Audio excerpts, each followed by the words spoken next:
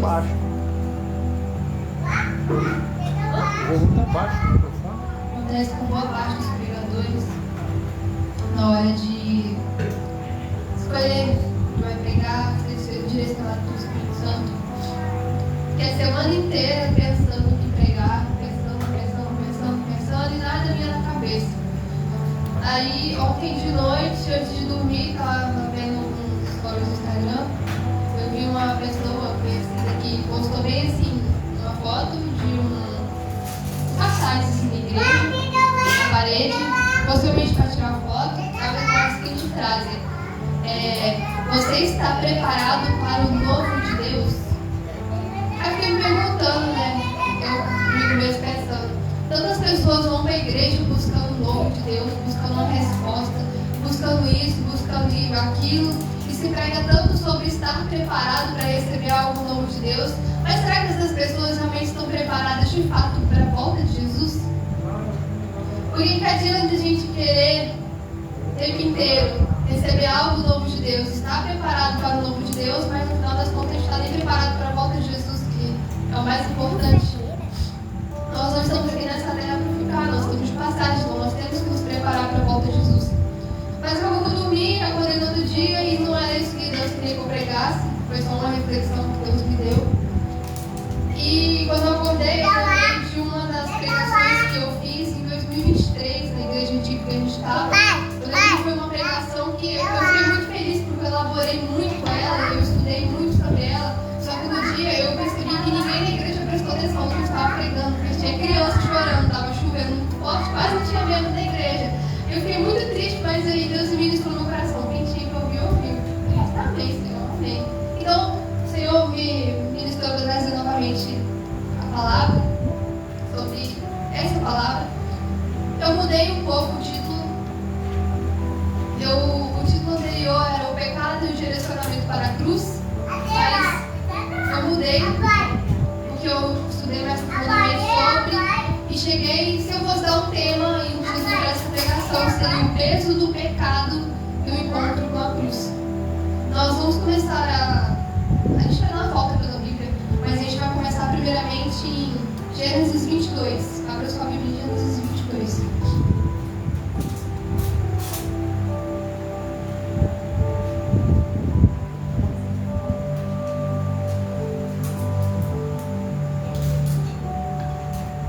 Gênesis 22, a partir do verso 1 até o 13.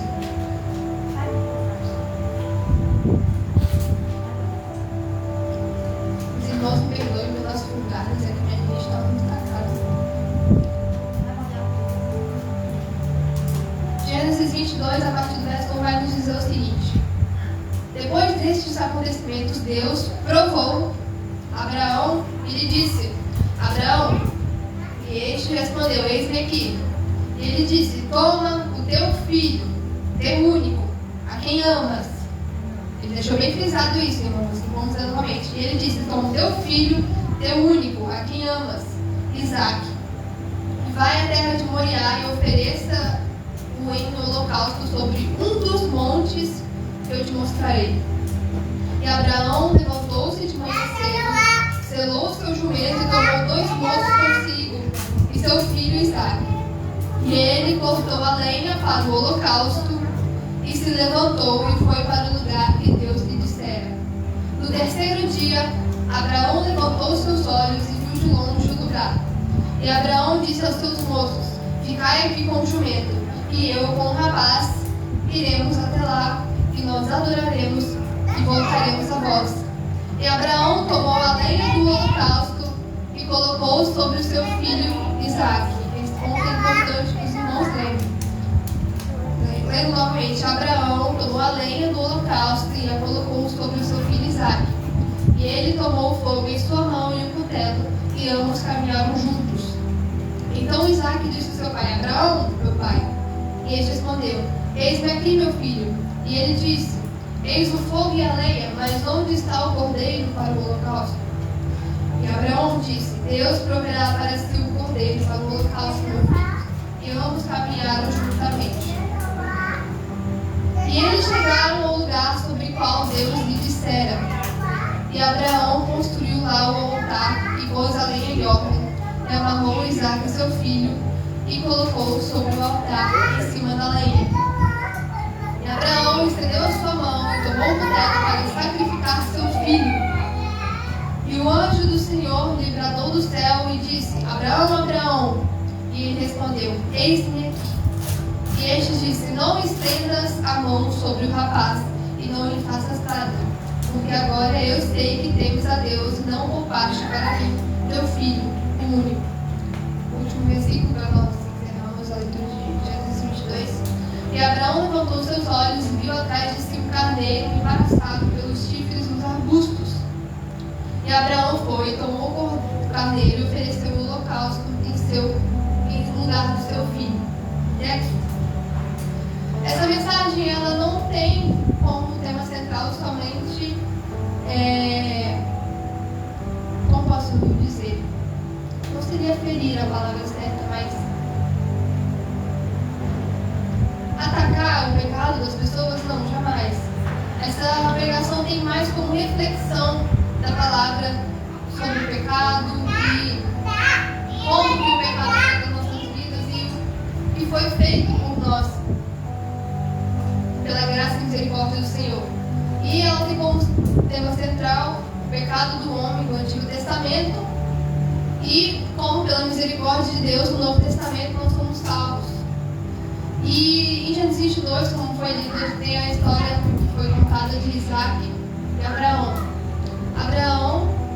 Deus chega para Abraão e fala: Abraão, eu vou testar você. Só que ele não fala diretamente com Abraão que ele vai testar ele. Eu acredito que Deus no céu pensa: vou testar Abraão para poder ver quanto de fé ele tem.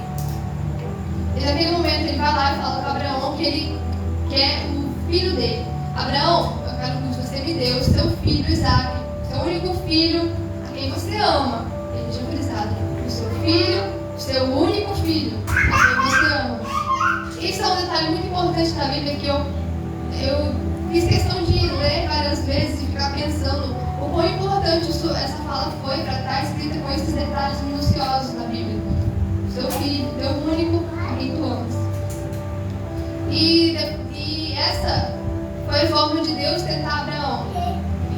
E Abraão, ele, como um bom servo do Senhor, um homem cheio de fé, ele vai lá, prepara tudo e vai em direção ao local que Deus falou. E ele, caminhando por 3 dias, ele para e ele chega num lugar e fala com os seus servos: fiquem aqui, que agora será o momento de eu e Isaque subirmos para adorar. E um ponto importante da fé de Abraão é que ele afirma que ele e Isaque iriam voltar para os seus, mas não sabendo ele que talvez ele poderia não voltar.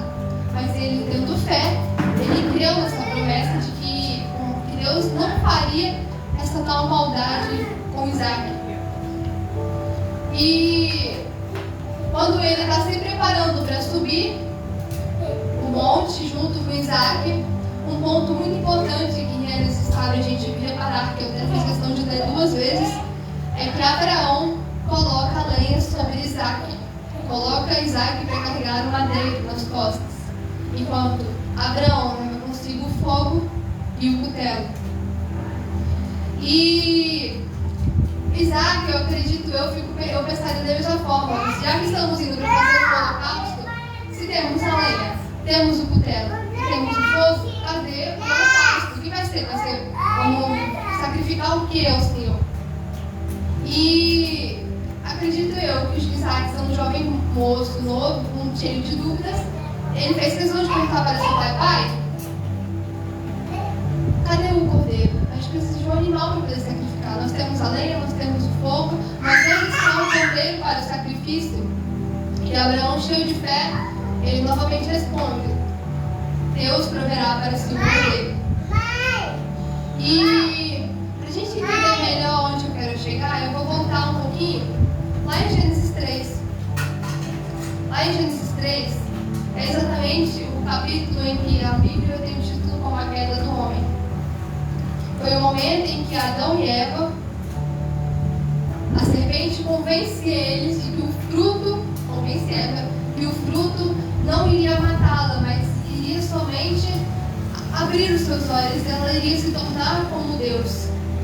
E a partir daquele momento, Eva come do fruto e leva para Adão. E a partir do momento que Adão come o fruto, os olhos deles são abertos e eles começam a ter consciência do bem e do mal. Um ponto importante a gente reparar nessa passagem é que os olhos deles só são abertos a partir do momento em que Adão come do fruto e não quando Eva somente come do fruto. Porque a ordem de não comer do fruto foi dada a Adão e não a Eva. E é exatamente esse ponto que nós analisamos na Bíblia. Somente quando Adão comeu do fruto, os olhos deles foram abertos, porque a ordem foi dada a Adão e não a Eva de comer do fruto. Mas a gente viu que Adão deveria ter sido um pouquinho esperto, mas de onde você tirou esse fruto? De onde veio esse fruto? Ou talvez naquela época ele até conhecia como era o fruto daquela árvore e ele ainda assim comeu. Não sabemos ao certo o que causou ali naquele momento a queda de Adão. Se foi Eva que você dizia, come amor, come, você vai gostar, que gostoso, você vai comer. Não sabemos ao certo, mas sabemos que o homem caiu e foi para uma armadilha muito bem feita de Satanás, que provocou no homem aquilo que já tem dentro dele, que é a ganância de querer ser mais, querer ser superior, querer ter o conhecimento de tudo, assim como o homem é até hoje. E a partir da queda do homem, nós temos o distanciamento entre o homem e Deus. E a partir do momento que nós temos o distanciamento entre o homem e Deus, nós temos um fio rompido. Um fio em que antes que tinha uma ligação direta com o pai, que você via o pai todo final de tarde, vinha conversar com ele, já não tem mais. E naquele momento, Deus, para poder tampar a nudez do homem, vai lá e sacrifica o cordeiro.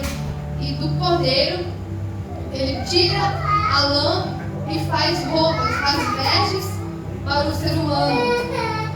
Esse cordeiro, meus irmãos, representa a morte de Jesus Cristo na cruz do Calvário.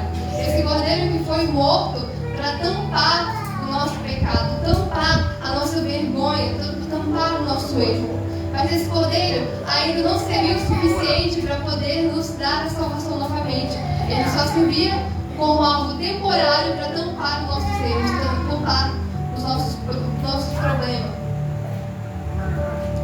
E o homem, com a sua desobediência, peca e é expulso do paraíso. E consequentemente ele perde a salvação. E através do pecado do homem, da desobediência, vem surgindo na humanidade novos pecados, um atrás do outro, um piores do que o outro. Em questão humana, um pior do que o outro, porque para Deus pecado é pecado. Através de um pecado simples, com a desobediência, o homem perde a salvação para sempre. Isso era o que nós pensaríamos se nós só lêssemos Gênesis. E não lêssemos o Novo Testamento, ou parte do Antigo Testamento que profetiza sobre Jesus. E através desse pecado nós tivemos outros. E não importa, irmãos, assim como diz em Romanos 3:23, e todos pecaram e foram destituídos da glória de Deus. Mas existe um ponto importante que é dito logo em seguida no próximo versículo, dizendo que pela misericórdia do Senhor e pela graça dele, nós somos salvos, nós somos remidos dos pecados. Já é uma spoiler da Bíblia, a partir desse versículo. E com a queda do homem, foi então necessário que Deus tivesse um segundo plano. Eu acredito que já estava como primeiro plano há muito tempo nos escritos de Deus, que era fazer com que o homem tivesse contato com Deus novamente, tivesse de novo a salvação, fosse novamente erguido, costurado aquele fio que foi quebrado. E Deus, Ele envia Jesus para ser o cordeiro, a provisão do céu. Ele envia o seu único filho. Deus, Ele envia o seu único filho, a quem Ele tanto amava. E nessa parte em que Deus, Ele envia Jesus, o único filho dele, o filho em que Ele tanto amava, é que eu fui entender o porquê Deus fez esse pedido para Abraão. Ele não pediu qualquer coisa para Abraão, Ele pediu: Abraão, eu quero o seu filho, o seu único filho, a quem você tanto ama. Quem olha pensa: meu Deus, mas que Deus é esse? Um Deus fala que é um Deus tão bondoso, mas pede o filho dos outros como sacrifício para a própria adoração dele. Mas não entendem a profundidade e a essência que tem nessa passagem, representando a morte de Jesus Cristo, o Filho de Deus, o único Filho dele, a quem ele tanto amava, por uma multidão de pessoas cheias de pecado que não mereciam um pingo da misericórdia de Deus.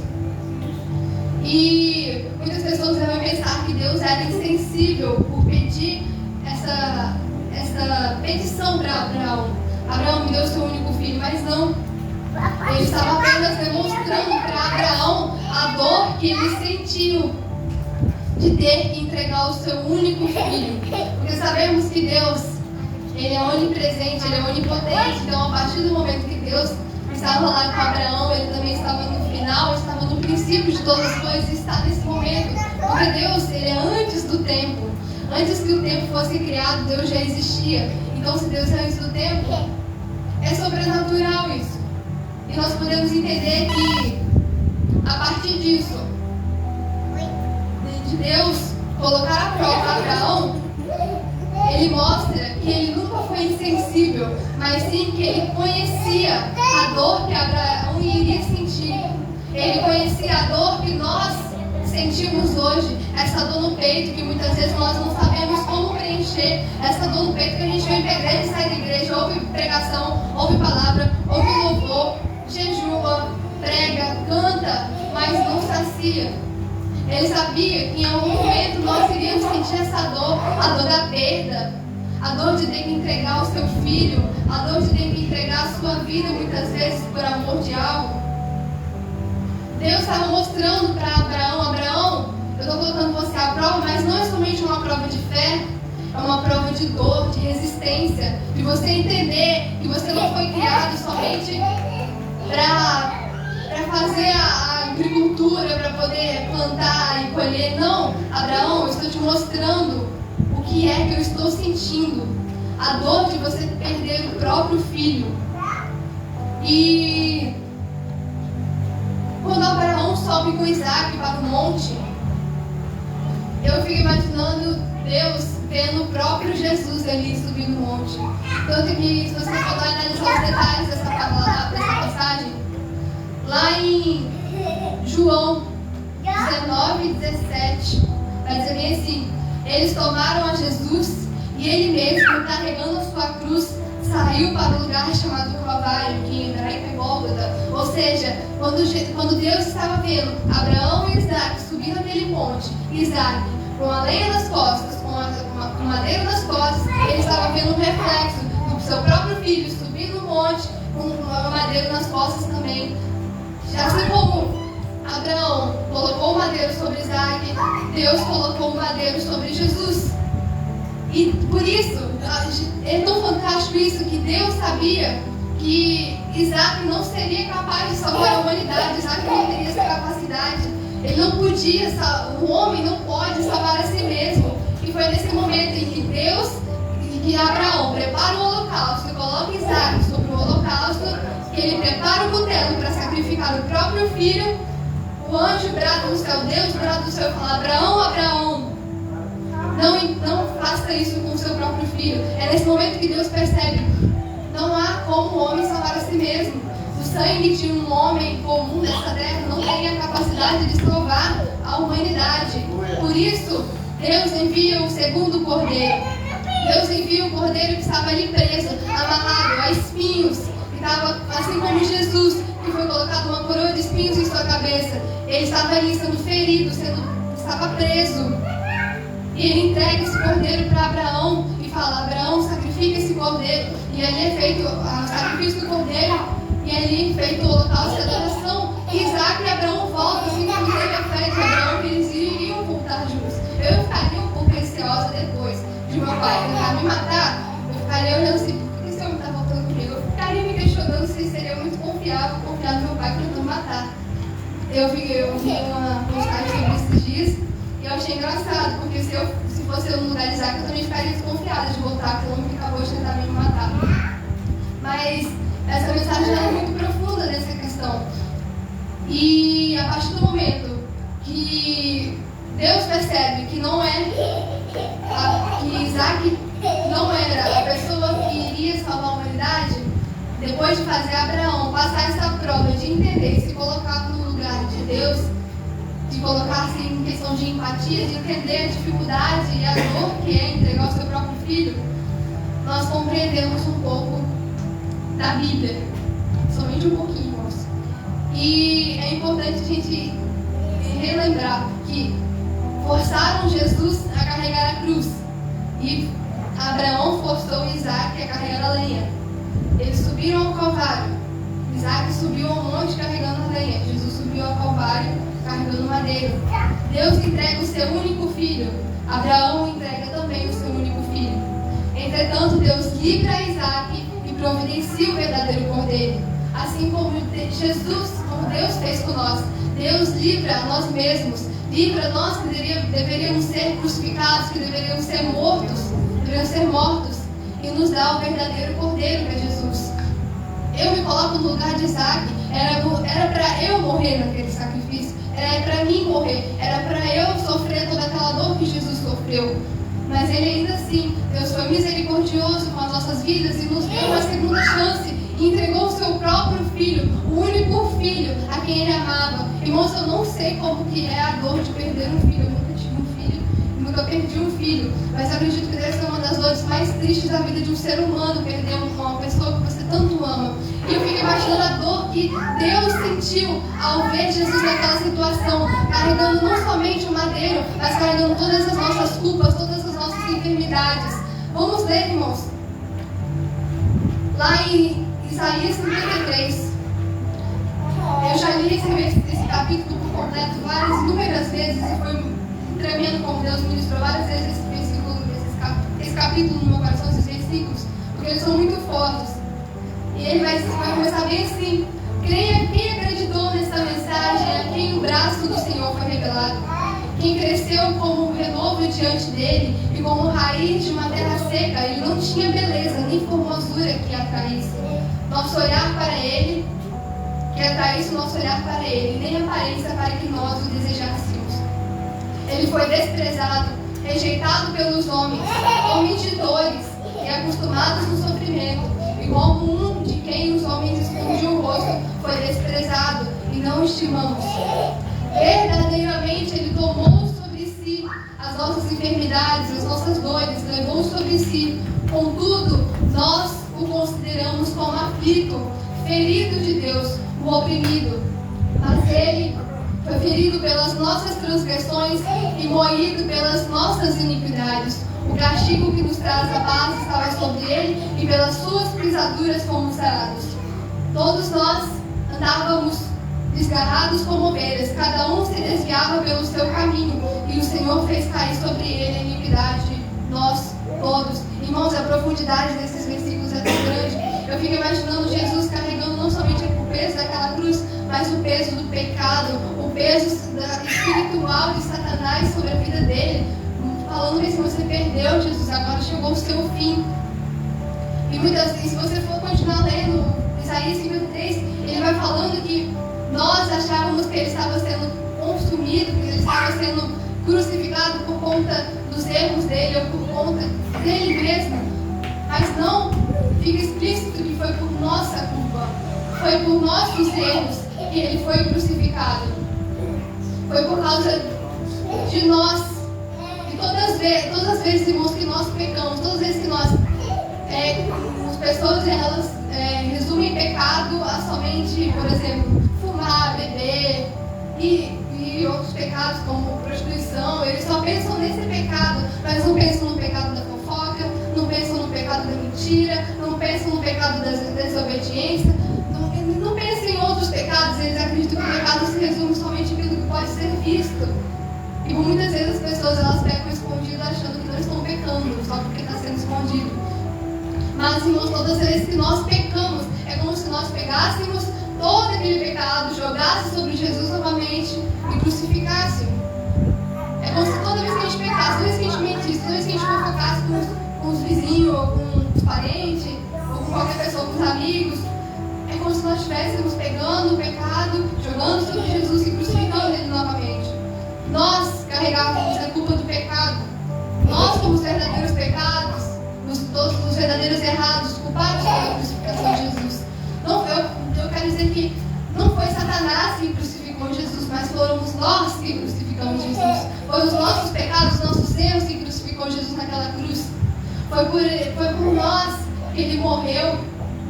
Foi por nós que ele sofreu tanta dor. E assim como Isaac, éramos para nós ser condenados e considerados os errados da história.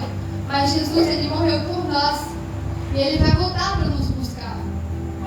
E eu fico pensando que naquele momento que Deus percebe que não tinha como Isaac salvar, eu fiquei pensando que Abraão tinha como a noção de Isaac como filho da promessa. Isaac era o filho da promessa para Abraão. Mas ele não era o filho da promessa de salvação da humanidade. Jesus era o filho da promessa de salvação da humanidade. E a partir do momento que Jesus ele vem, ele morre e ele ressuscita, nós temos novamente o direito à salvação. E todos os dias é necessário renunciar. Assim como foi falado aqui, eu achei interessante a fala inicial que foi falado sobre isso, negar a si mesmo. Eu anotei essa parte aqui. E negar a nós mesmos, e pegar a nossa cruz e carregar. É necessário.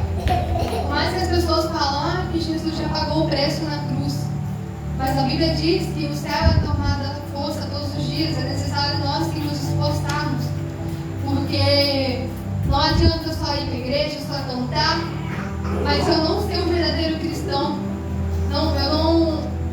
Eu não transmiti a essência de cristão. Porque se fosse, seria só sabor cristão. Não tem a essência.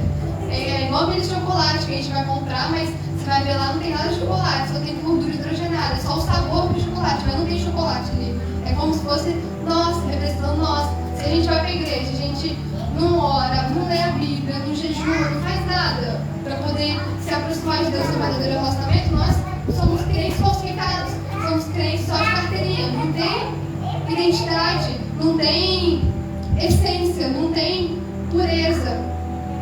E quando eu estava estudando sobre isso, eu confesso que eu tive muita dificuldade de escrever essa mensagem. Não só porque ela é dura demais, mas também porque já vi ele tentando o tempo inteiro nos parar, nos paralisar, nos dizer que nós não somos merecedores da graça do Senhor. Mas eu tenho certeza que essa mensagem, ela fala aos corações e fala com as pessoas que são pecadores, que são necessitados de salvação. E existe um louvor que fala, eu acho muito interessante, aquele fio que se rompeu da minha alma até a Deus, o sangue santo costurou, Cristo em suas linhas de amor. Isso está lá em Colossenses, de certa forma, nas entrelinhas de Colossenses, nós temos isso. E nós temos isso. E aquele fio que foi rompido lá no Éden, foi aquele pecado que nós carregamos, aquela culpa que nós levamos por muito tempo, Jesus Cristo, Ele tirou aquele fardo das nossas costas e colocou sobre Ele e levou. E Ele entregou para nós o seu jugo, o seu fardo, que é completamente leve, completamente diferente do fardo que nós carregávamos. Jesus, Ele tirou aquelas vestes de cordeiro lá do Gênesis e colocou sobre nós vestes brancas, vestes lavadas no sangue remidor dele. E, irmãos, a mensagem era simples. Jesus morreu por nós. E não simplesmente só morreu por nós, mas Ele morreu porque Ele morreu em nosso lugar. Ele morreu porque nós pecamos. E toda vez que nós pecarmos daqui para frente, você tendo consciência disso, você vai estar crucificando Jesus novamente. E eu realmente faço isso, irmãos. A mensagem não é longa. Eu confesso que já terminei o que eu tinha para falar. Eu queria ser bem breve e no alvo. Queria ser no alvo certo. E foi isso que o Senhor ministrou no meu coração. É necessário que todos os dias nós passemos a fazer diferente. Se hoje você está aqui e você acha que você não está certo diante de Deus, que você não está de acordo com a vontade dele, repense no que diferente para se alinhar e ser novamente lavado e remido no sangue do Cordeiro. Se as suas vestes estão sujas, assim como o filho pródigo, que saiu, passou tudo, se Louvado sujou. seja o teu nome, Senhor. Deus está de braços abertos esperando você voltar, para que Ele possa te entregar vestes novas e um anel no seu dedo, para que você tenha direito a tudo dentro da casa do Pai. E eu vou contar um louvor, irmãos. Aleluia. Minha voz não está do lado das melhores, mas vamos adorar o nome de Deus.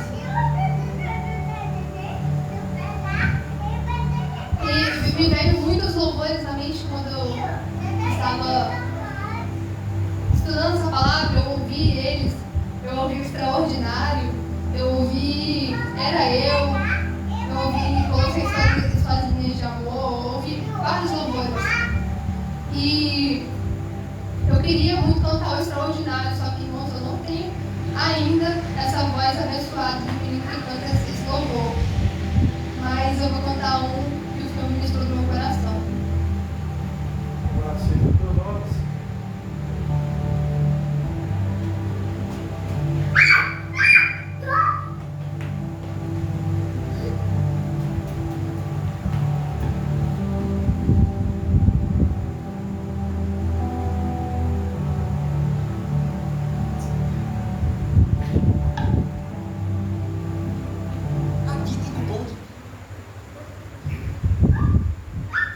Louvado seja o teu nome, Jesus.